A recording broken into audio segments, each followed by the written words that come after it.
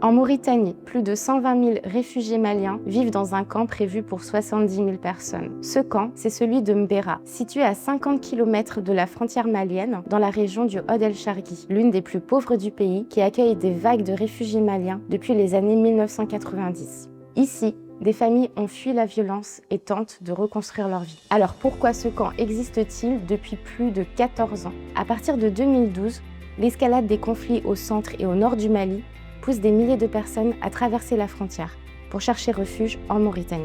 Aujourd'hui, le pays accueille plus de 380 000 personnes réfugiées et plus de la moitié sont des enfants. Le camp de Mbera est quant à lui largement saturé et accueille des familles bien au-delà de sa capacité. Si la situation au niveau du camp empire, ce n'est pas tout. Plus de 170 000 personnes réfugiées vivent dans les 90 villages voisins. Cette pression démographique entraîne des pénuries d'eau et de nourriture. La santé des populations réfugiées et locales est directement mise en danger. Face à cette situation, Halima est présente dans la région depuis 2019.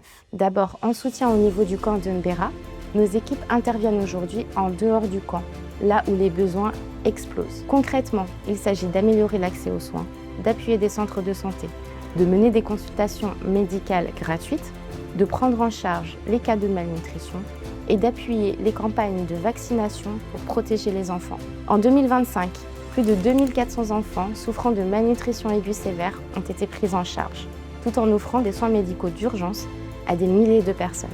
Au sein des équipes médicales Halima, certains soignants sont eux-mêmes réfugiés. Diplômés et expérimentés, ils connaissent mieux que quiconque les réalités pour prendre soin de leur communauté.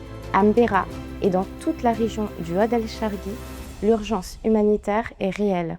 Alors faites-la connaître en partageant cette vidéo.